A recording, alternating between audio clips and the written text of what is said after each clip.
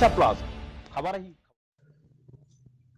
रेभेन्सा बालिका उच्च विद्यालय मधुबाबू श्राद्ध दिवस पालित जोगदेले ढेंकानाल प्राध्यापक डॉक्टर दुर्गामाधव पुष्टि कटक रेभेन्सा बालिका उच्च विद्यालय उत्कल गौरव मधुसूदन 90तम श्राद्धवार्षिक पालित हो उक्त उत्सव में कटक जिला शिक्षा अधिकारी श्रीयुक्त कृष्णचंद्र नायक मुख्य अतिथि भाव जोगदे और ढेंकानाल अवसरप्राप्त प्राध्यापक डॉक्टर दुर्गामाधव पुष्टि जोगदे विद्यालय प्रधान शिक्षयित्री सुश्री प्रियंका बेहेरा सभापतित्व करथिले। मुख्य वक्ता डॉक्टर दुर्गामाधव पुष्टि मधुबाबूंकर व्यक्तित्वर महानता और ओडिशार जातीयतार स्वाभिमान पर निज जीवन को मधुसूदन उत्सर्ग कर देइथिले बोली मुख्य वक्ता कहिथिले। तांको नेतृत्व में गढ़ा जाइथिबा सत्यवादी अनुष्ठान आदि ओडिशार मुख्य भाषा विश्वविद्यालय रे परिणत होइछ बोली मुख्य अतिथि श्रीयुक्त कृष्णचंद्र नायक कहिथिले। शिक्षयित्री ममता राणी पंडा विद्यालय विवरणी पाठ करथिले।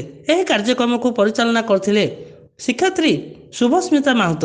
एही उत्सव रे विद्यालय समस्त शिक्षयित्री शिक्षक कर्मचारी और शताधिक छात्र योगदान करथिले। मधुबाबूंकर प्रति विनम्र श्रद्धांजलि ज्ञापन करथिले।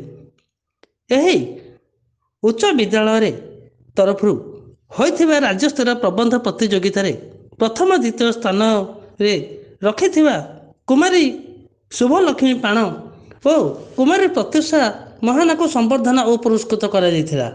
एही कार्यक्रम रे चलित वर्ष श्रीमती कुमकुम महांती ओडिसी नृत्यशिल्पी को संबोधित करा जायथिला। शेष में धन्यवाद अर्पण करथिले शिक्षयित्री जयंती रथ।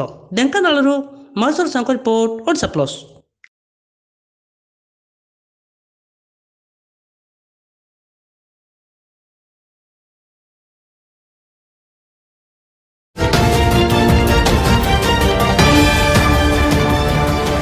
ओडिशा प्लस खबर ही